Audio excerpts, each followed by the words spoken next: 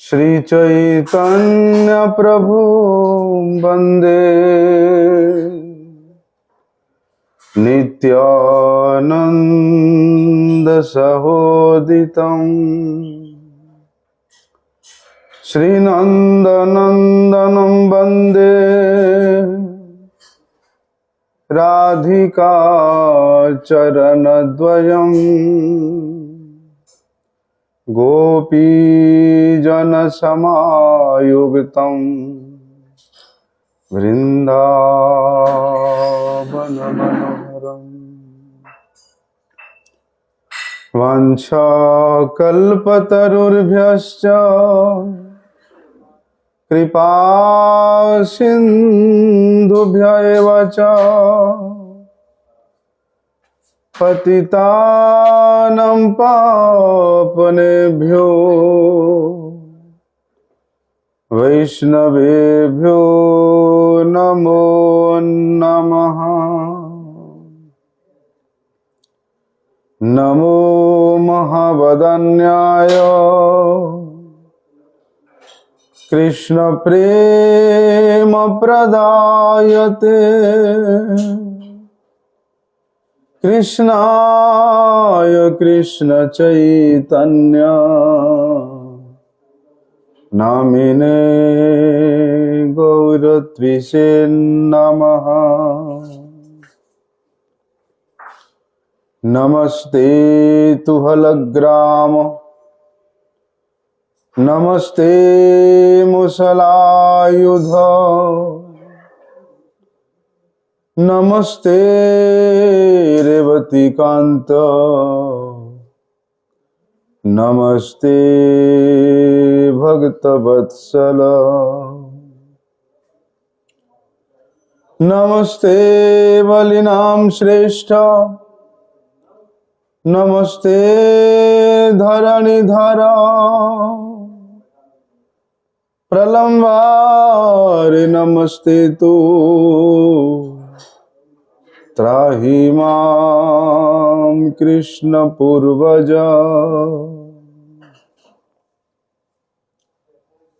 भुजे सव्य वेणुं शिरसि शिखिपिच्छं कटितटे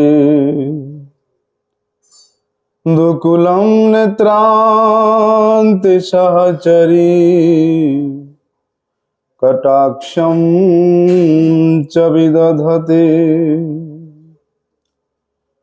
सदा श्रीमद्वृन्दावनवसति लीला परिचयो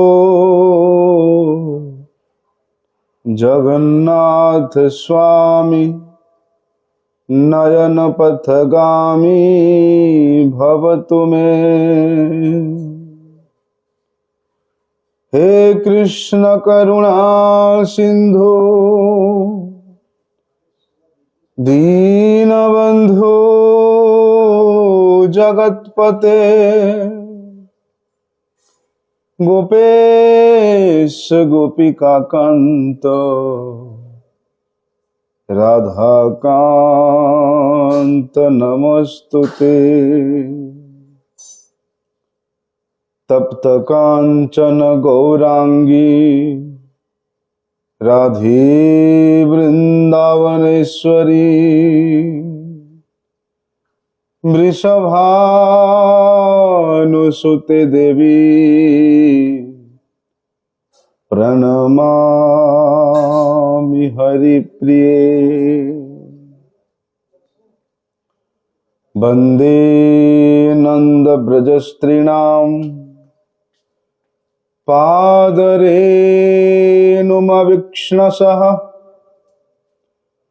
यासां हरिर्कथोद्गीतं पुनाति भुवनत्रयम्।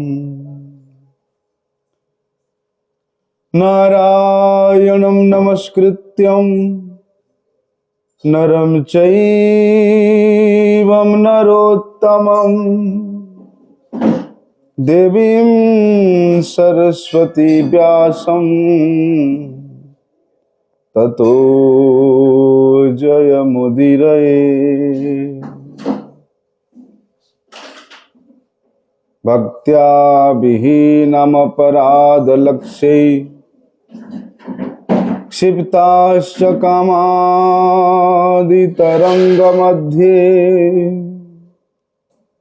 कृपामयि त्वां शरणं प्रपन्नम्। वृन्दे नमस्ते चरणारविन्दम्।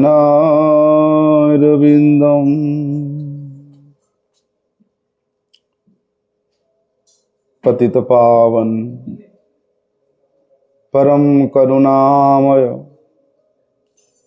परम आराध्यतम श्री गुरुपाद पद्म नित्य लीला प्रविष्ट ओम विष्णुपाद परमहंस परिव्राजक आचार्य अष्टोत्तर शत श्री श्रीमत शिल भक्ति वल्लभ तीर्थ गोस्वामी गुरु महाराज जी के श्री अभय चरणारविंद में साष्टांग दंडवत प्रणाम करते हुए उनकी अहेतु की कृपा प्रार्थना करता हूँ।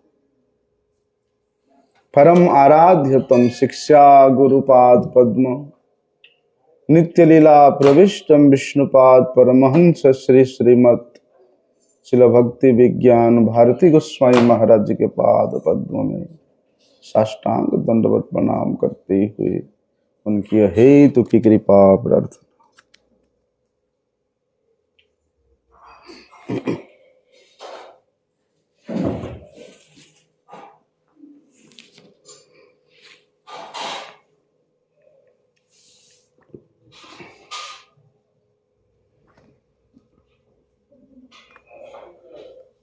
कल हम लोगों ने श्रवण किया था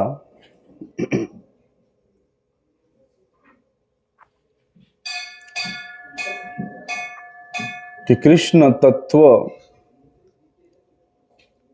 कृष्ण संबंध और कृष्ण के प्रति हमारा क्या कर्तव्य है, इसको जाने बिना कोई भी व्यक्ति ये संसार में शांति में जीवन व्यतीत नहीं कर सकता, अपना मंगल नहीं कर सकता, अपना कल्याण नहीं कर सकता। इसलिए देश में हो, समाज में हो, अपने परिवार में हो या अपने स्वयं के व्यक्तित्व में ऐसी व्यवस्था होनी चाहिए, ऐसी संस्कार होनी चाहिए, ऐसी शिक्षा होनी चाहिए जिससे कि प्रत्येक जीव का परम कल्याण हो। जगत की इस जागतिक शिक्षा में, जागतिक उन्नति में, जागतिक प्रतिष्ठा में कोई भी जीव अपना वास्तव कल्याण नहीं कर सकता। परमेश्वर भगवान श्री कृष्ण के संबंध में जो जितना अधिक जानता है और उसको मानता भी है, ग्रहण करता है और अपने जीवन को भगवत भक्ति भावमय पथ पे चालित करता है, वास्तव में वही व्यक्ति ही अपना कल्याण कर सकता है। तो युधिष्ठिर महाराज के साम्राज्य काल में व्यवस्था ऐसी थी और युधिष्ठिर महाराज अपने साम्राज्य के प्रत्येक प्रजा का परम कल्याण चाहते थे। जिस प्रकार पिता अपने प्रत्येक पुत्र का, प्रत्येक संतान का कल्याण चाहता है, उसी प्रकार देश का राजा भी ये संतान सदृश प्रत्येक प्रजा का कल्याण, प्रत्येक प्रजा का हित साधन करना उसका कर्तव्य है। उसी प्रकार अनंत विश्व ब्रह्मांड के जो राजा है परमेश्वर भगवान, उनके लिए भी कर्तव्य बन जाता है कि अनंत विश्व ब्रह्मांड में जितना भी जीव है सभी का कल्याण करना उनकी जिम्मेदारी है। लेकिन पिता के वाणी को, पिता के निर्देश को यदि पुत्र ना माने तो वो स्वयं उसके दायी है। उसी प्रकार भगवान तमाम शास्त्रों में जीव के कल्याण के लिए, जीव के परम मंगल के लिए सारी व्यवस्था बताया है। लेकिन जीव भगवान के उस व्यवस्था में व्यवस्थित न रह करके अपने स्वयं की व्यवस्था बना करके रहना चाहता है, तो स्वाभाविक रूप से उसको तड़ीपार होना पड़ेगा, उसको दुख भोगना पड़ेगा। इसी बात को यहां सूत गोस्वामी बता रहे हैं कि संपदः कृतवो लोका महिषी भ्रातरो मही जम्बो द्विपाधिपत्यम च यशश्च त्रिदिवम गतम।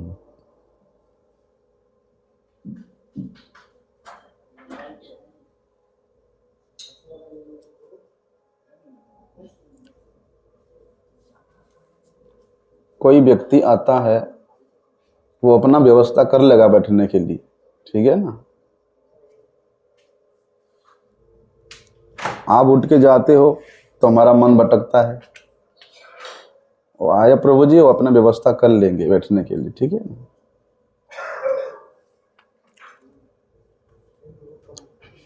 तो युधिष्ठिर महाराज का ऐसा उपलब्धि था, ऐसा उनका आचरण था, इसलिए उनके चरणों में समस्त भूभाग के राजा नतमस्तक थे। यहां तक कि युधिष्ठिर महाराज के ऐसा प्रभाव था, इसलिए युधिष्ठिर महाराज की ख्याति स्वर्ग के लोक तक पहुंच चुका था। आज भी स्वर्ग में युधिष्ठिर महाराज के महिमा का गुणगान होता है।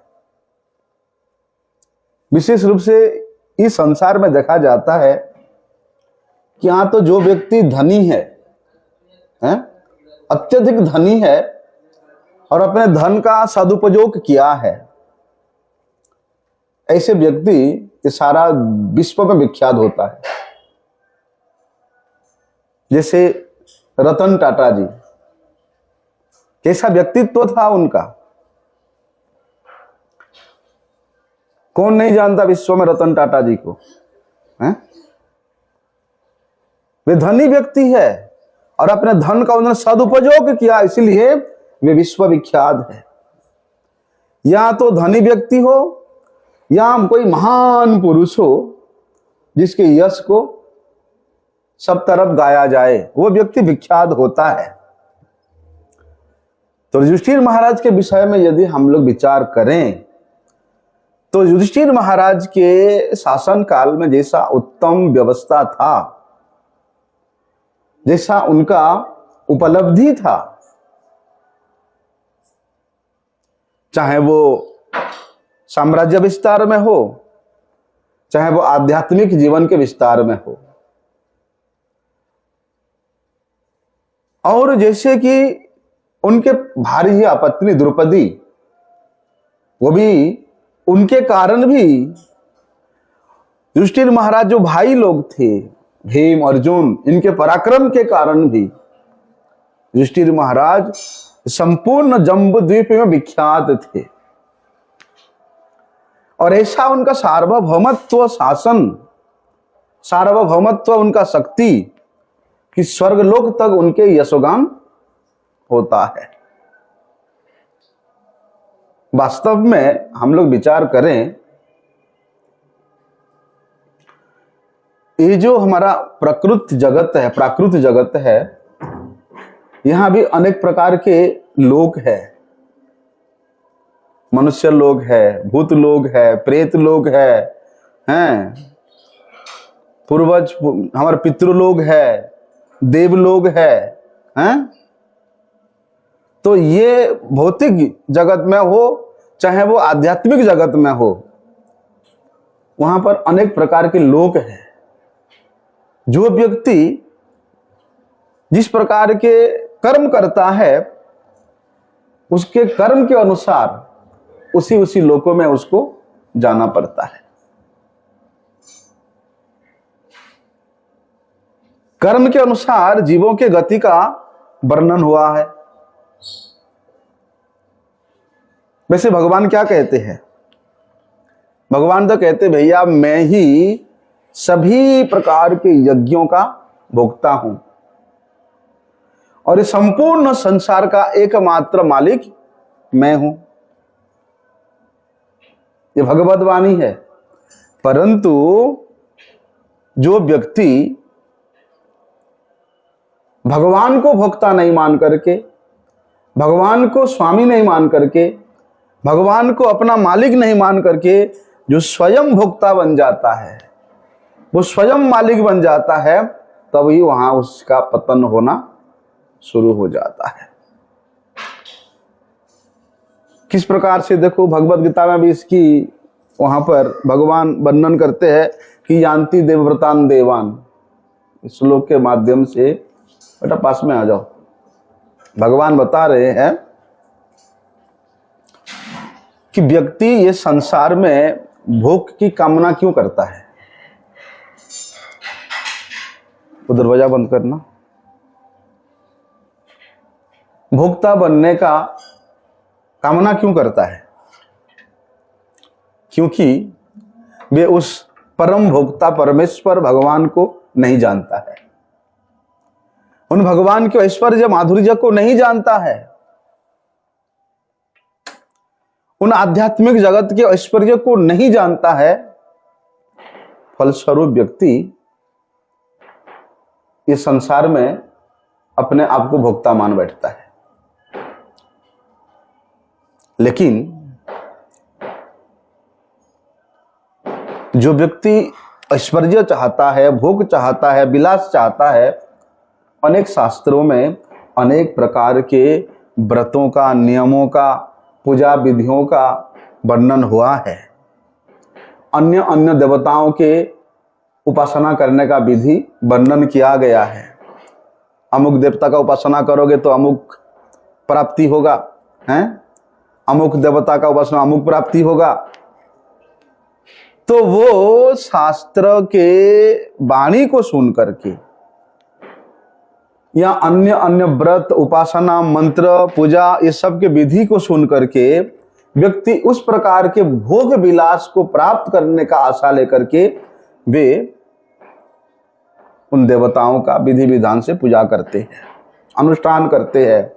उन देवताओं के परायण होकर के उनके भक्त बन जाते हैं। तो वो व्यक्ति जिस देवता का उपासना करता है, वो देवता अधिक से अधिक उसको क्या फल दे सकता है? ऊंचा से ऊंचा क्या फल दे सकता है? ज्यादा से ज्यादा अपने लोग तक ले सकता है। यदि पितरों का आराधना करते, पितर लोग तक ले जा सकते, पितर लोग उसको। स्वर्ग के देवताओं का आराधना करता है तो स्वर्ग के देवता लोग स्वर्ग तक उसको ले जा सकते, ज्यादा से ज्यादा।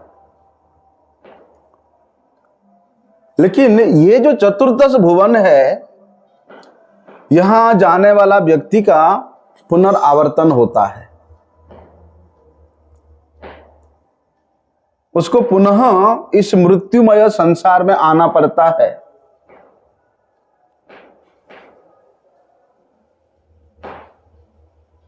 लेकिन भगवान एक बड़े सुंदर बात कहते हैं कि देवताओं के पूजन करने का जो विधि है, एक प्रकार से मेरा ही पूजा है। लेकिन कैसा पूजा? वो लोग अविधि पूर्वक मेरे पूजा कर रहे हैं, और अविधि पूर्वक पूजा करने से उसका प्रकृत फल, वास्तविक फल कभी प्राप्त नहीं हो सकता है। वहां विधि रहित है। इसलिए विधि रहित होकर के यदि आप आराधना करोगे पूजा करोगे तो उसको शास्त्र ने बताया है कि वो पाखंड है, वो उत्पात है। शास्त्रों के, पुराणों के, पंचरात्र के विधि को छोड़ करके यदि व्यक्ति उपासना करता है, आराधना करता है, तो वो केवल उत्पात है। क्योंकि वो व्यक्ति के ये ज्ञान नहीं है कि अनंत विश्व ब्रह्मांड में जितने भी तत्व है उन सब का मूल भगवान है। वो इसको जानते भी नहीं, मानते भी नहीं है। फलस्वरूप वे भोग में प्रवृत्त होकर के, भोग की आशा करके वे अन्य अन्य देवताओं को पूजते हैं, उनका आराधना करते हैं। फलस्वरूप क्या होता है? स्वतंत्र रूप से यदि हम लोग किसी देवता का आराधना करने जाएंगे तो वहां हमारा पतन होगा ही होगा। लेकिन कहते हैं जिस देवता का वो उपासना करता है उस देवता को यदि वे भगवान का रूप मान करके, भगवान का रूप मान करके, भगवत स्वरूप जान करके यदि पूजता है, तो फिर वो देवता उसके हृदय में जितने भी भोग की प्रवृत्ति है, असद वस्तुओं की कामना है, उसको अपने आप हटा देते हैं। क्यों? क्योंकि यदि उस देवता में वो भगवान को देखता है, भगवत स्वरूप को देखता है, तो फिर वहां कुछ मांगने का इच्छा ही नहीं होगा। तो भगवान कहते हैं यदि वो देवता भी उसको कुछ देना चाहे या मैं भी उस आराधना करने वाले व्यक्ति को कुछ देना चाहूं तो व्यक्ति नहीं लेगा कुछ। क्यों? क्योंकि मेरे तत्व को जानने के उपरांत, मेरे संबंध में संबंधित होने के उपरांत व्यक्ति संसार की भोग विलास की कामना करे, संभव हो ही नहीं सकता है।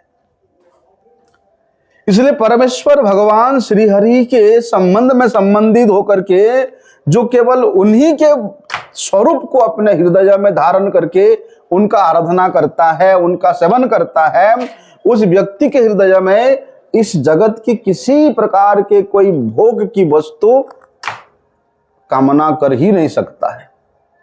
समझ लेना, यदि संसार में सांसारिक भोग विलास प्रतिष्ठा की आशा हमारे मन में है और हम सोच रहे कि हम तो भगवान का बड़े अच्छा आराधना कर रहे हैं, भगवान का भजन कर रहे, सेवा कर रहे, हो ही नहीं सकता।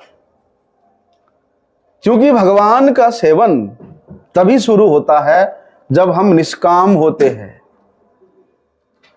निष्काम भाव जब हमारे हृदय में प्रारंभ होता है तभी हमारा भजन प्रारंभ होता है। यदि लेश मात्र भी किसी प्रकार का कोई कामना रहता है, मान का, सम्मान का, प्रतिष्ठा का, पूजा का, तो वहां उस निष्किंचन गणों के परम आराध्य भगवान हरि का आराधना हमारा प्रारंभ ही नहीं हुआ है।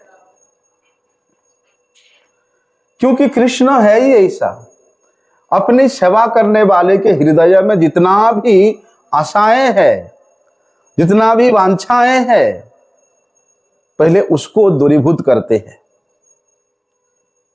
उसके बाद उसके हृदय में भक्ति का बीज वपन करते हैं, तभी वो वहां से भक्ति प्रारंभ करता है। तो भगवान कहते हैं यदि वे व्यक्ति दूसरे देवता का आराधना करता भी है और उस देवता में मेरा ही रूप देखता है, भगवत स्वरूप को ही देखता है, तो उसके हृदय में संसार के विषय वस्तु मांगने का कभी इच्छा प्रकट होगा ही नहीं। ऐसे कि मैं स्वयं उसको संसार के भुक्ति मुक्ति देना के लिए उसको याचना भी करूं तो भी व्यक्ति कहेगा हे भगवान आप तो हमारे हैं और हम आपके हैं। आप जब हमारे हैं और हम आपके हो गए हैं तो हमें फिर किस वस्तु की कमी है? जो संपूर्ण ऐश्वर्य के मालिक है, जो संपूर्ण बल के मालिक है, जो संपूर्ण ज्ञान के मालिक है, जो संपूर्ण सौंदर्य के मालिक है, अगर आप उनके हो गए उनको अपना मान लिए तो फिर कोई कमी रह सकता है? भाई, जिस पुत्र का पिता अत्यधिक धनी है तो वे कभी कोई कमी महसूस करेगा ही नहीं, क्योंकि मेरे पिता का इतना संपत्ति है, मुझे किस चीज की कमी है, हैं?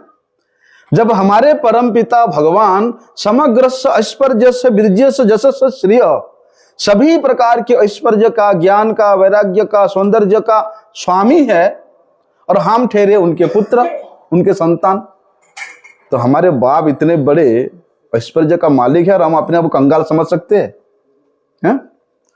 हम भीख मांग सकते हैं जाकर के? भाई, धनी पिता का पुत्र यदि जाकर के भीख मांगे तो वहां पर उसके पिता का अपमान होगा।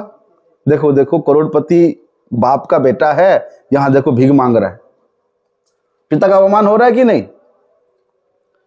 इस प्रकार हम सब भगवान के संतान है और हमारे पिता वो परमेश्वर है, वे सर्वेश्वर्यमय है, वे परात्पर है, वे सच्चिद आनंदमय विग्रह है, सभी ऐश्वर्य के मालिक है। और हम बोलते हैं भगवान, देवताओं के पास जाकर मांगते हैं, मुझे रिद्धि दे दो, सिद्धि दे दो, अच्छा पत्नी दे दो, अच्छा पुत्र दे दो, नौकरी दिला दो, वो दिला दो। तो अपने परम पिता का अपमान नहीं कर रहे हम लोग उन देवताओं का आराधना करके? इसलिए भक्त चाहता कि हे भगवान, जब आप मेरे हो, मैं आपका हूं, और आप ही बताओ भगवान, आपसे बड़ा कोई वस्तु है? आप ही बता दो, यदि आपसे बड़ा कोई भोग है, सुख है, वस्तु है, तो आप बता दो, उसको मांग लेंगे। इसे भगवान से बड़ा, भगवान से श्रेष्ठ तत्व कुछ है ही नहीं, सुख की वस्तु है नहीं, रस के स्वरूप है नहीं भगवान से बढ़कर के कोई। इसलिए भगवान असमूर्ध तत्व है, ना तो कोई उनसे बड़ा है, ना कोई किसी भी प्रकार से उनसे समतुल्य है। इसलिए देखो, भगवान कहते हैं, इस प्रकार के भाव जो भक्त रखता है, मैं तो ऐसे भक्त के चरित्र को सुन करके, ऐसे भक्त के बातों को सुन करके मैं निहाल हो जाता हूं, मैं आनंदित हो जाता हूं। देखिए,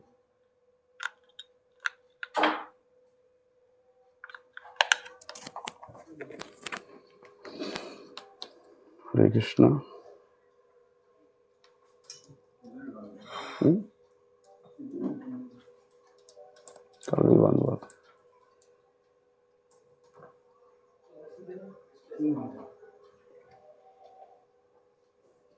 आपका जंत्र आप जानो।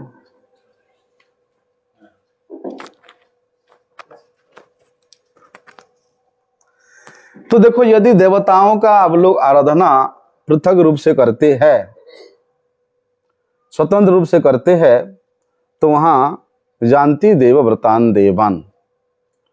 लेकिन युधिष्ठिर महाराज अपनी राज्य के समस्त प्रजाओं को किसी देवलोक में, पितरलोक में, भूतलोक में भेजना नहीं चाहते थे, क्योंकि वे सभी का परम कल्याण चाहते हैं। इसलिए अपने साम्राज्य के सभी प्रजाओं को परमेश्वर भगवान श्री कृष्ण के तत्व में पारंगत करना चाहते हैं, सभी को जनाना चाहते हैं कि हम सब उन परमेश्वर भगवान श्री कृष्ण के सेवक है, उनके संतान है। इसलिए हमारा कर्तव्य क्या है? उनका प्रसन्नता विधान करना। अभी देखो,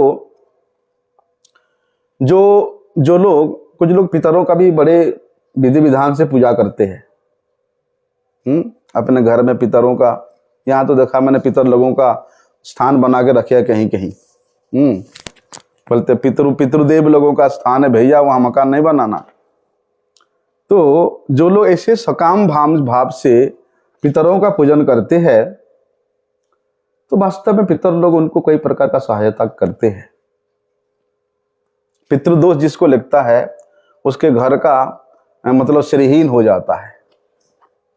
कितने बड़े धनी व्यक्ति भी क्यों ना हो, पितृदोष है तो धीरे धीरे धीरे धीरे उसका बिजनेस ठप हो जाएगा, उसके सारी पैसे खत्म हो जाएगा, हैं ऐसा। इसलिए यदि पितर लोगों का आराधना करता है, उपासना करता है, तो अवश्य पितर लोग उसको ऐसा सहायता करते हैं। और भैया जो लोग ऐसे इस संसार में कुछ सिद्धि चाहते हैं, तो वो लोग करते हैं, पितरों का व्रत करते हैं, नियमों का पालन करते हैं, पूजन करते हैं, जो विधि बताया है शास्त्र में पितरों की आराधना का करते हैं वो लोग। क्यों? क्योंकि वो लोग भगवान को अपना इष्ट नहीं मानते, वे पितरों को ही अपना इष्ट मानते हैं। तो वे पितर लोग अधिक से अधिक उनको क्या दे सकते हैं? ज्यादा से ज्यादा, ऊंचा से ऊंचा अपने पितृलोक तक उनको ले जा सकते हैं, उसके ऊपर तो नहीं। इसलिए यदि पितरों का पूजन करता है तो उसको पितृलोक में जाना पड़ेगा, उसको पितरों की प्राप्ति होगा। अभी कुछ लोग भैया, जो लोग तामसिक स्वभाव वाले व्यक्ति, वो लोग क्या करते हैं?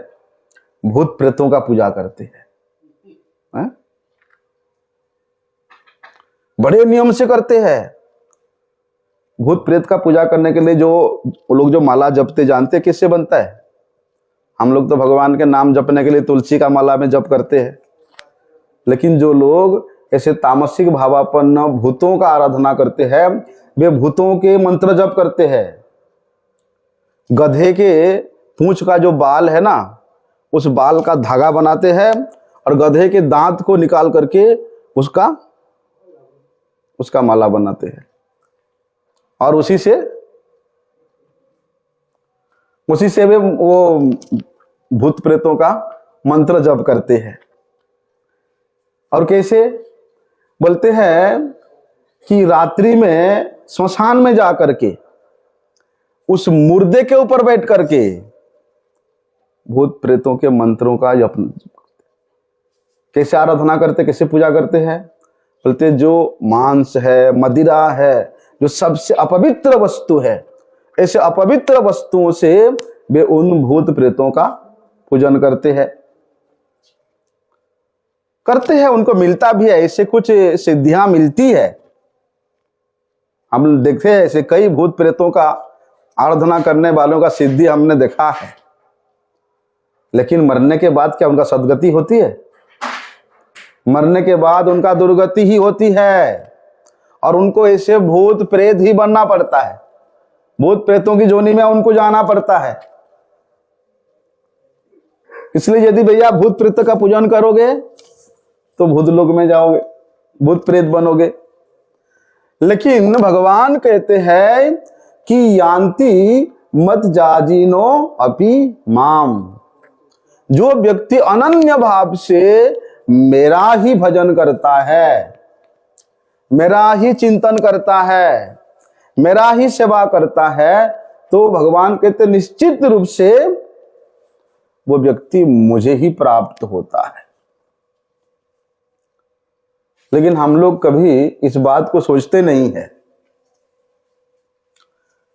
कि सांसारिक जो भोग है, सांसारिक जो ऐश्वर्य है, उसके पीछे में पड़ करके हम लोग अपने अपने इष्ट का आराधना करते हैं, और भैया बड़े तत्परता से करते हैं। आपने देखा होगा, सुना भी होगा कि किसी के बच्चा को उठा के लेकर के वहां बलि चढ़ा दिया। मतलब उसका उस भूत प्रेत के, उस देवी देवता के पूजा में कितना निष्ठा है कि दूसरे के बच्चा छोड़ो, अपने बच्चा को भी बलि देने के लिए वे कभी पीछे नहीं हटता है, बलि चढ़ा देते हैं छोटे छोटे बच्चों को। तो इतना तत्परता से वो लोग उन देवताओं की प्रसन्नता के लिए काम करते हैं। लेकिन जो लोग भगवान के तत्व को जान करके, भगवान के संबंध में संबंधित हो करके भगवान का भजन करते हैं, और ऐसे व्यक्ति को जो प्राप्त होता है क्या? उन लोगों को भी प्राप्त हो सकता है जो लोग भूत प्रेतों का पूजन करते हैं। वही लोग तो भैया बार बार ये संसार के अच्छी तुच्छ से तुच्छ भोगों का कामना करके ये नरक में जाते हैं। 84 लाख जोनी में वे बार बार घूमते रहते हैं। तो इस प्रकार यदि मनुष्य जन्म प्राप्त करने के उपरांत भी भगवान के साथ हम लोग हमारा जो प्रेम का संबंध है नहीं जोड़ा, तो फिर हमारा जीवन व्यर्थ है। क्योंकि भगवान के साथ प्रेम संबंध में जो आनंद है, वो आनंद इस त्रिभुवन के किसी भी प्रकार के भोग विलास में नहीं है। लेकिन हम लोग क्या करते हैं? भगवत तत्व को नहीं जानने के कारण, भगवान के साथ अपना संबंध को नहीं जानने के कारण, बल्कि संसार के छोटे छोटे भोग के वस्तुओं के में कामना करके उसमें फंस जाते हैं और वे तुच्छ देवताओं के, पितरों के, भूत प्रेत के फेरे में पड़ करके अपना वास्तव कल्याण से कोसों दूर चला जाते हैं। इस अमूल्य जीवन को व्यर्थ व्यतीत कर देते हैं। इसलिए भैया बड़े सावधानी के साथ भगवान के भजन में लग जाना चाहिए। देखिए, यहां तक बताया कि यदि देवता में, पितरों में, ऋषि मुनि, मनुष्य में भी हम लोग भगवत बुद्धि करते हैं और निष्काम भाव से केवल उनके पुष्टि के लिए, भगवान के पुष्टि के लिए, उनके हित के लिए उनकी सेवा करते, उनकी पूजा करते हैं, तो भगवान प्राप्त हो जाते हैं। बोलते हैं ना, पति परमेश्वर मनुष्य तो है, वो स्त्री का जो पति है मनुष्य ही तो है, लेकिन उसमें परमेश्वर की बुद्धि यदि वो पत्नी रखती है तो उसी से उसको भगवत प्राप्ति हो जाती है। इसी प्रकार भैया तुम जो पितरों का पूजन करते हो, जो देवताओं का पूजन कर, जो ऋषियों का पूजन करते हो, उनमें भगवत भाव रखो, भगवत बुद्धि रखो। वास्तव में वही पंडित है जो प्रत्येक जीव में भगवत बुद्धि रखता है। अभी देखो, संसार के लोगों की दृष्टि से ये जो गिरिराज है, लोग सोचते हैं पर्वत है, पहाड़ है, पत्थर है, ये सोचते हैं लोग। लेकिन भक्त क्या सोचता है? ये साक्षात भगवान है, साक्षात श्री कृष्ण है। और गोपियों ने तो इनको श्री हरि के सबसे अधिक प्रिय दास के रूप में वर्णना किया है। अभी जो नास्तिक है वो हमारे ठाकुर जी के से विग्रह को क्या समझते? पत्थर का है, धातु का है, लकड़ी का है, मिट्टी का, ये समझ गया। लेकिन भक्त उनमें भगवत भाव रखता है, भगवत बुद्धि रखता है, इसलिए उसको वहां पर भगवान का दर्शन होता है। इसी प्रकार यदि आप देवताओं में, पितरों में, ऋषियों में, मुनियों में भी भगवत भाव, भगवत बुद्धि रखते हो और उनका एकनिष्ठ होकर के निष्काम भाव से केवल उन्हीं के प्रसन्नता के लिए आप उनका सेवा करते हो, तो आपको भगवत प्राप्ति हो जाएगी। लेकिन जैसे ही हम इन देवता, इन सबको भगवान से अलग मान लेते हैं और अपना सकाम भाव रखते हैं, तो फिर वहां पर हमारा बंधन हो जाता है, वहां हमारा पतन का कारण बन जाता है वो भैया। लेकिन जो लोग भूत प्रेत पिशाच, ये सब तो अशुद्ध योनियां हैं। इनकी पूजा विधि, इनकी जो पूजा का जो सामग्री है, इनका आराधना का जो व्यवस्था है, वो अत्यंत अपवित्र है। इसलिए इनका पूजन करने वाले तो भैया, इनका पूजन करने वाले इनमें कभी भगवत बुद्धि नहीं कर सकते। लेकिन एक बात बताया है, अगर भगवान का भक्त किसी भूत प्रेत में भी भगवत भाव रखता है, उस भूत प्रेत का उद्धार हो जाता है। हाँ, ऐसे कई उदाहरण आप लोगों ने भक्तमाल ग्रंथ पढ़ना, उसमें से कई उदाहरण है महाराज। कई जगह में ऐसे भूत प्रेतों का उद्धार हुआ है, क्योंकि वहां एक तो उस भूत प्रेत का उद्धार हो जाता है, दूसरा भक्त को उनमें भगवत दर्शन हो जाते हैं। आप लोगों ने नामदेव का नाम सुना है, भक्त नामदेव जी। एक बार उनके सामने एक बड़े लंबा चौड़ा भयंकर भूत महाराज प्रकट हो गया, एकदम विकराल रूप। नामदेव जी बड़े सरल वैष्णव, वो देखते, अरे वाह, ये तो भगवान है। उनको भगवत स्वरूप देखा और भगवत स्वरूप देख बड़े प्रसन्न हुए और बोलते, पधारो भगवान, लंबगनाथ पधारो। लंबे है ना, बड़े लंबे, लंबगनाथ पधारो, भगवान पधारो पधारो।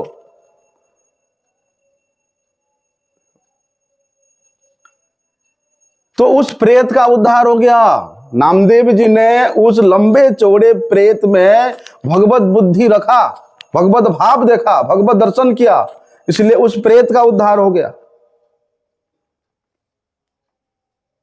परंतु जो इन भूत प्रेतों का उस प्रकार सकाम भाव से आराधना करते हैं, उनका इस प्रकार का भाव कभी नहीं हो सकता है।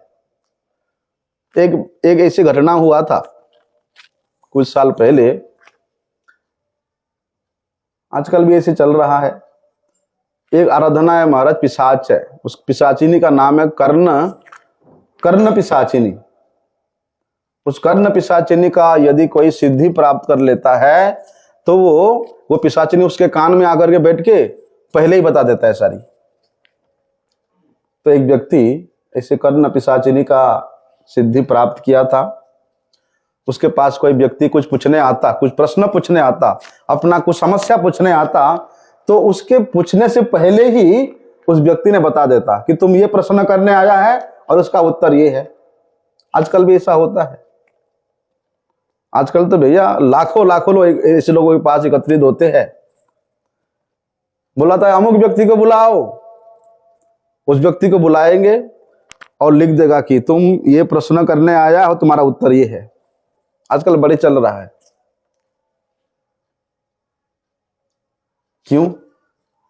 क्योंकि उसने कर्ण पिशाचिनी का सिद्धि प्राप्त किया है, इसलिए उसका प्रश्न और उत्तर पहले ही बता देता है। उससे भैया बड़े प्रतिष्ठा भी मिलता है, बड़े कमाई भी होती है, मोटा छोटा कमाई होती है। हाँ? अभी भैया उस विद्या के चमत्कार को देख करके एक सज्जन उस व्यक्ति के पीछे पड़ गए कि भैया मेरे को भी ये विद्या सिखाओ।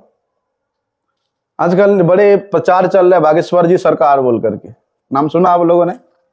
बागेश्वर जी, अरे बागेश्वर वो लड़का के ये सिद्धि को देख करके कम से कम 20-25 और क्या क्या निकल गए इसे। ऐसे ही वो लोग भी पर्चियां बना रहे हैं।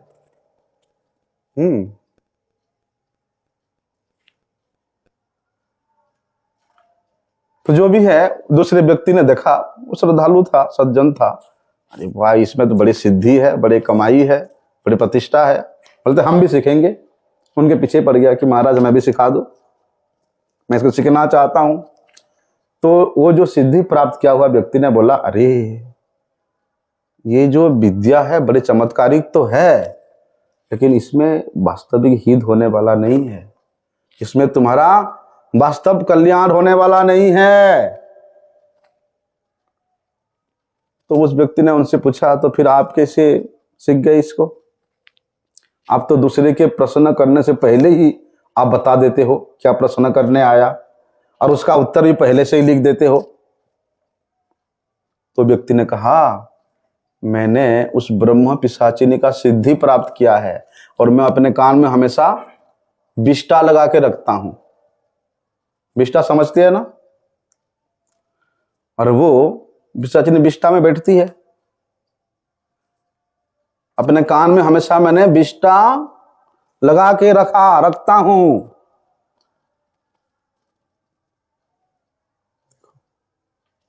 क्यों?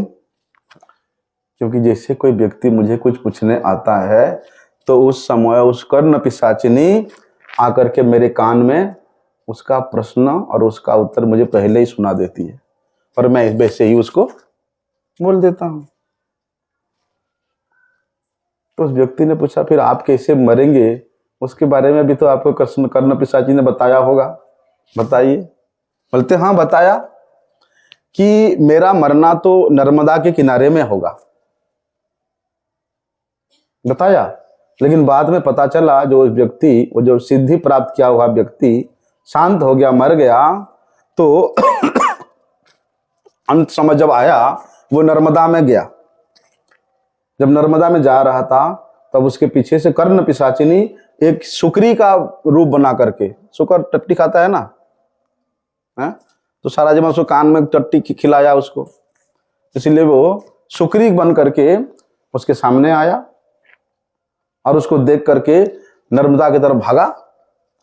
तो वो कर्ण पिशाचिनी ने उस व्यक्ति को नर्मदा के जल में जाने से पहले ही उसको किनारे पर खत्म कर दिया, मार दिया। अरे जो व्यक्ति ने सारा जीवन तुम्हारा आराधना किया है, अब तुमने उसको मार दिया। अब देखो जड़ भरत जी का चरित्र सुनते हो आप लोग। वो दस्युओं ने, जो उन्होंने काली माता के बलि के लिए जड़ भरत जी को ले गया, लेकिन काली माता ने क्या किया, अपने सेवकों को मार दिया। अरे जिन दस्युओं ने इतना सालों से तुम्हारा आराधना कर रहे हैं, इधर से उधर से बलियां लागरी चढ़ा रहे हैं, और आज उस माता, वो काली माता ने उन दस्युओं को, अपने सेवकों को ही मार दिया, पुजारियों को मार दिया। क्योंकि वो कर्ण पिशाचिनी जानती है कि ये व्यक्ति यदि नर्मदा के जल में पड़ के मरेगा तो इसका तो भैया सदगति हो जाएगा। परंतु कर्ण पिशाचिनी ने उसको सदगति होने नहीं दिया, उसको नर्मदा के किनारे पर ही मार करके अपने साथ ले गया, है ना। इसका मतलब ये है कि हम लोग यदि किसी देवता का, पितर का उपासना करते हैं तो स्वरूप से वो इतना खतरनाक नहीं है, इतना त्याज्य नहीं है। लेकिन भूत प्रेत पिशाच, इनका उपासना तो भैया स्वरूप से ही त्याग देना चाहिए, कभी मन में भी नहीं लाना चाहिए। अभी कुछ साल पहले, 20-22 साल पहले होगा, तब हम गोकुल महावन में था। तो यहाँ नंदगांव बरसन्ना के बीच में एक प्रेम सरोवर का नाम स्थान है योगीपुर में। तो उस प्रेम सरोवर के किनारे में एक बाबा रहते थे, बंगाली बाबा थे। पहले तो वे भजन करते थे, हरिनाम इत्यादि करते थे, लेकिन बाद में कहां से उनको किस प्रकार का संग मिला, उनको कुछ सिद्धि प्राप्ति करने का इच्छा हुआ और वे ऐसे ही किसी पिशाचिनी का आराधना करना शुरू किया। अब पिशाचिनी ने उसको बलि मांगा तो उसने किसी ब्रजवासी के बच्चे को उठा करके बलि चढ़ा दिया। उसका गति का तो पता नहीं महाराज, बाद में पहले तो ब्रजवासियों ने उसको अधमरा कर दिया, बाद में पुलिस लेकर के गया उसको। इसलिए इस प्रकार के जो भूत प्रेत पिशाच है, इनका आराधना करना तो स्वरूप से त्याज, मन में भी नहीं लाना चाहिए। लेकिन देवताओं में यदि आप भगवत भाव रखते हो, निष्काम भाव रखते हो और उनका उपासना करते हो तो उसमें कल्याण ही होगा, अकल्याण नहीं होगा। परंतु भूत प्रेत का उपासना कभी सदगति हो ही नहीं सकती, दुर्गति ही होगी। हाँ, यदि आप किसी भूत प्रेत का उद्धार करना चाहते हो और आप एक पारमार्थिक साधक हो तो उन भूत प्रेतों के उद्धार के लिए आप तर्पण कर सकते हो, श्राद्ध कर सकते हो। जैसे गोकर्ण जी महाराज अपने भाई धुंधुकारी के उद्धार के लिए उन्होंने गया में श्राद्ध किया, लेकिन फिर भी उद्धार नहीं हुआ। पृथ्वी में जितना भी तीर्थ है सब जगह में जाकर के, सब तीर्थों में जाकर के अपने भ्राता भाई के उद्धार के लिए वहां श्राद्ध किया, तर्पण किया, फिर भी उद्धार नहीं हुआ। अंतिम में श्रीमद् भागवत की कथा सुना करके उसका उद्धार किया, है ना। क्योंकि यदि ऐसे भूत प्रेतों को हम लोग अपना इष्ट मान लेते हैं, उनसे अपना काम करवाते हैं, अपना सिद्धि प्राप्त कराते हैं, तो वहां तो भैया पतन होगा ही होगा। हाँ, उनके उद्धार के लिए श्राद्ध करो, तर्पण करो, पिंड पिंड जलदान दो, तो कोई दोष की बात नहीं है। ऐसे बहुत सारे संत महात्मा लोग हुए हैं जिन्होंने ऐसे भूत प्रेतों का कल्याण किया है, सुना है, हाँ?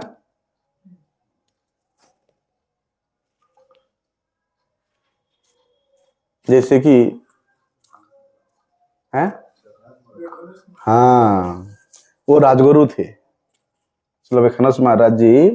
वो हमारे बरगढ़ जिला है, वहां का राजगुरु थे।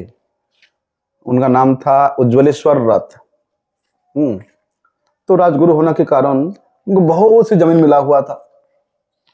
तो वो जमीन को वहां मेदिनीपुर तक भी उनका जमीन था, ठीक है। वहां उन्होंने वहां के किसानों को दे दिया, भैया तुम लोग करो इसका, और उसका जो भी होगा मुझे दे देना साल में एक बार। तो ऐसे ही वहां साल में एक बार जाकर के वहां से लेकर के आते थे जो भी धान है। तो वहां गए थे, वापिस आते हुए बड़े भयंकर तूफान आया, आंधी आया, शाम हो गया, इसलिए वे और आगे ज्यादा नहीं जा पाए। तो शाम के वक्त एक गांव में पहुंचे, मेदिनीपुर के पास में वो गांव है। तो शाम हुआ था, तो एक पान का दुकान खुला था। पान दुकान वाला को पूछा, भैया शाम हो गया है, आंधी आ रहा है, तुम्हारे गांव में ऐसे कहीं रहने का कुछ व्यवस्था हो सकता है? तो दुकानदार बोलता, आपके पास सोने के लिए कुछ बिस्तरा वगैरह है? बोलते हाँ है। तो देखिए ये सामने जो घर खाली पड़ा है, आप यहां जाकर के आराम से बिस्तर लगा के सो जाओ। उन्होंने भैया जाकर के दिखा दिया। और वे राजगुरु खानस गोस्वामी महाराज तब तो मठ में नहीं आए थे, तब सन्यास नहीं हुआ था, तब राजगुरु ही थे। तो उन्होंने उस स्थान पर गया, बिस्तरा बिछाया, चटिया वगैरह, और सोए। थोड़े नींद आने लगा तो भैया वहां पर तो उत्पाद होने लगा प्रेत का। ढुनुम ढानुम, ये दरवाजा पीट रहा है, वो खिड़की पीट रहा है, हैं? उनका नींद खुल गया। तो उन्होंने जिससे नींद खुला, देखता अपने सामने इतना विशाल शरीरधारी एक दैत्य खड़ा हुआ है। उन्होंने उनसे पूछा संस्कृत में, भैया तुम कौन हो? वो बोलते हैं कि मैं, मेरे घर में आकर मुझे पूछते कौन हो? मैं दैत्य हूं, ब्रह्म दैत्य। तो तुम यहां क्यों आए हो? बोले तुम क्यों आए हो बताओ पहले, ये मेरे घर है, मैं यहां रहता हूं, तुम यहां क्यों आए हो? ये जो ब्रह्मदैत्य होते हैं ना, कैसे होते पता है? किसी ब्राह्मण का उपनयन संस्कार हो जाता है और उसके बाद उसका अकाल मृत्यु हो जाती है, तो वो ब्रह्मदैत्य बन जाता है। उसको ब्राह्मण भूत बोलते हैं, ब्रह्मदैत्य बन जाता है। तो महाराज जी कहते हैं कि भैया क्या चाहते हो?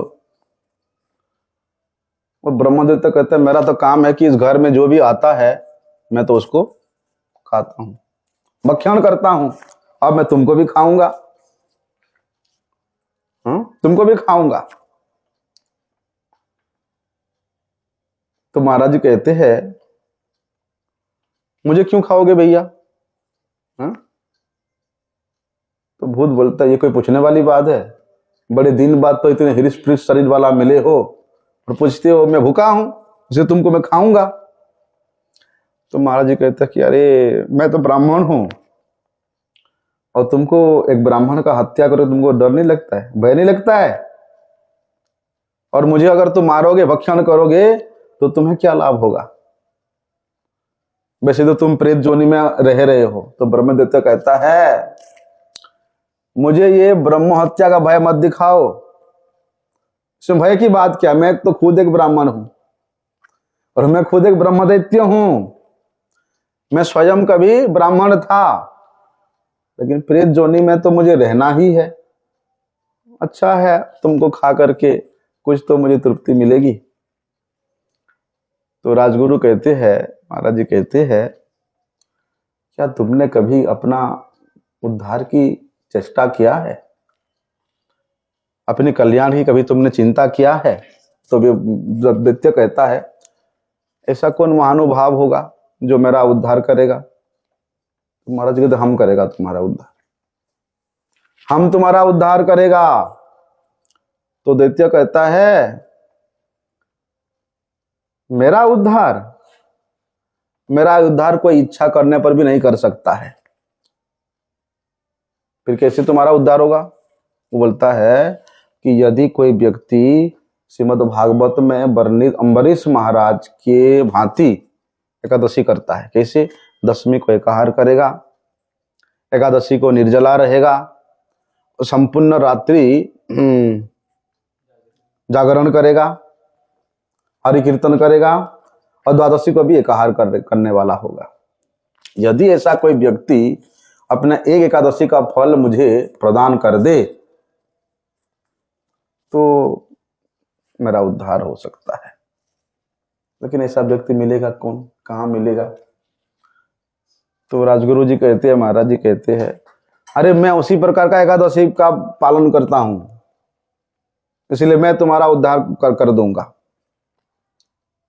ऐसा करके उन्होंने अपने कमंडलू से, अपने लोटा से एक अंजलि जल निकाल करके संकल्प करके कि मैं इस ब्रह्मदैत्य को अपनी एक एकादशी के फल प्रदान किया, बोल करके उसको जल से ढक दिया।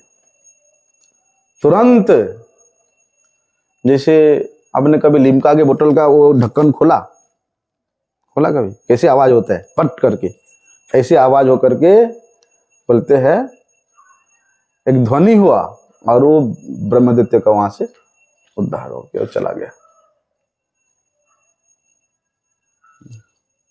अच्छा, इस घटना के बाद क्या होता है भाई, पूरी रात तो ये सब कांड हुआ, तो महाराज जी को सोने में देरी हुआ, देरी में सोए तो देरी से उठे।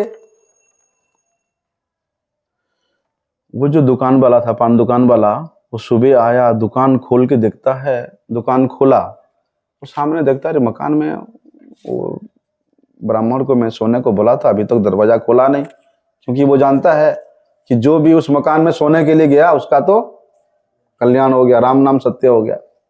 वो भूत हमेशा ऐसे कई लोगों को खा चुका है। तो उस पान दुकान वाला ने गांव वालों को बुलाया, भैया सब लोग आओ, यहाँ मैं किसी को सोने के लिए बोला था, खोल के देखो शायद वो भूत उसको खा तो नहीं गया। जब उन्होंने बाहर में, उस मकान के बाहर सब हाव हल्ला करने लगे, तो अंदर से महाराज जी का नींद खोला, उन्होंने दरवाजा खोल के देखा कि इस पूरे गांव वहां एकत्रित हुआ है। तो गांव वालों ने उनको जीवित देख करके आश्चर्यचकित हो गए। अरे आज तक के इतिहास में इस घर में रात में रहने वाला व्यक्ति कोई भी नहीं बचा, और ये व्यक्ति कैसे बच गया? तो गांव वालों ने पूछती है कि कुछ हुआ आपको? बोलते क्या होगा? बोलते तो वो प्रेत का, वो ब्रह्मदैत्य का निवास स्थान है, यहाँ पर रात्रि में जो भी रहा वो अपने जीवन से हाथ धोआ है। वो जो पान दुकान वाला महामूर्ख है, मजाक मजाक में आपको बोल दिया वहां रहने के लिए, कि भगवान का लाख लाख धन्यवाद है कि आपको कुछ नहीं हुआ। तो बोलते हैं उस प्रेत ने आपको कुछ नहीं कहा? तो महाराज जी कहते हैं वो आया था, उसको जो कहना था वो कहा, और मुझे जो कहना था मैंने कहा। मैं तो उसको एक एकादशी का फल देकर के उसका कल्याण कर दिया। इसलिए अब इस स्थान पर अगर कोई व्यक्ति रहना चाहे तो आराम से रह सकता है, उसको किसी प्रकार कोई असुविधा नहीं होगी। बाद में बातचीत करते करते पता चला उन गांव वालों को, अरे ये जो व्यक्ति कोई साधारण व्यक्ति नहीं है, ये तो राजगुरु है बरगढ़ के राजा का। अगर राजा को पता चले यहाँ इस व्यक्ति का कुछ हो गया होता राजगुरु का, तो पान दुकान वाला के साथ पूरे गांव वालों को राजा ने दंडित करना था। भगवान के लाख लाख शुक्रिया की कुछ नहीं हुआ, है ना। तो देखिए, इस प्रकार यदि आप किसी भूत प्रेत का कल्याण करना चाहते हो, उसके लिए आप यदि कोई श्राद्ध करना चाहते हो, तर्पण करना चाहते हो, उसका उद्धार करना चाहते हो, तो वह कर सकते हो। लेकिन वो ऐसे भूत प्रेत पिशाच को आप अपना इष्ट मान करके उनका यदि आराधना करने लग जाओगे, उनका पूजा करने लग जाओगे, तो तुम्हारा भी भूत प्रेत बनना तय है, पक्का तय है ना। इसलिए भगवान के शरण में जाकर के यदि कोई व्यक्ति कर्म भी करता है, तो वो कर्म उसका पूजा हो जाता है। भगवत शरणापन्न होकर के किया गया कर्म भी भगवत पूजन ही है। वहां भगवान ने कहा ना गीता में, कौन सा श्लोक है, स्वकर्मणा तमभ्यच्य सिद्धिम विन्दन्ति मानवः, कि भगवत भाव में भावित होकर के यदि आप कर्म भी करते हो तो वे पूजन ही है। तो केवल देखो, अपने क्रिया को आपने भगवान को अर्पण कर दिया, तो वो भगवत पूजा हो गया। और निष्काम भाव से, भगवत बुद्धि से यदि हम लोग कोई क्रिया करते हैं, तो वो निषिद्ध क्रिया नहीं हो सकता है। भगवत बुद्धि से यदि हम लोग कोई क्रिया करते हैं, वो निषिद्ध क्रिया नहीं हो सकता है। क्योंकि यदि हम लोग कामना रखते हैं, सकाम होकर के करते हैं, तो वहां पर निषिद्ध क्रिया होती है। अभी भैया संतान है, माता पिता संतान को क्यों जन्म देता है? कि बड़ा होकर के हमारे बुढ़ापे का सहारा बनेगा, है ना, हमारा काम आएगा। इसलिए माता पिता को सेवा को छोड़ना, माता पिता को किनारा कर देना, उसको पितृदोह लगता है। लेकिन भगवान के निमित्त यदि वे माता पिता को छोड़ता है, भगवान के निमित्त वो अपने सगे संबंधियों को छोड़ता है, भगवान के निमित्त यदि अपने पति को भी छोड़ देता है, तो वहां वो निषिद्ध क्रिया नहीं है। अब देखो, गोपियों का घर था, पुत्र था, पति था, सास था, ससुर था, सब कुछ था,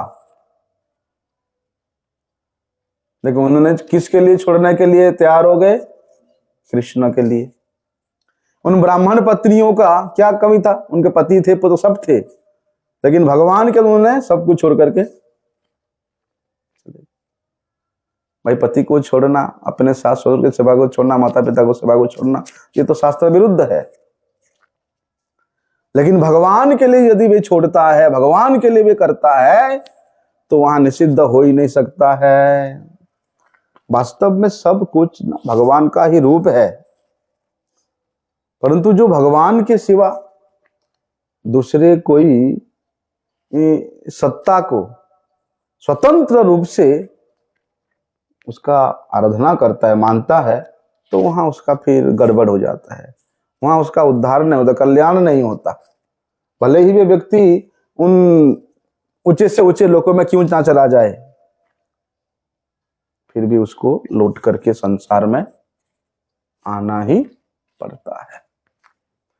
इसलिए युधिष्ठिर महाराज नहीं चाहते थे कि मेरे साम्राज्य की जो प्रजा है उनका ऐसे असदगति हो, ऐसे उनका ऐसा दुर्गति हो।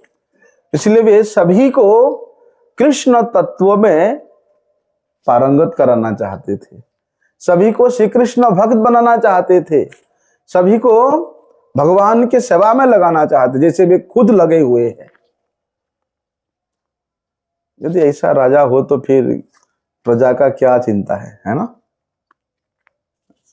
आगे का विषय हम लोग कल श्रवण करते हैं। वंशा कल्पतरुभ्यश्च कृपा सिंधुभ्यैव च पतितानां पावनेभ्यो वैष्णवेभ्यो नमो।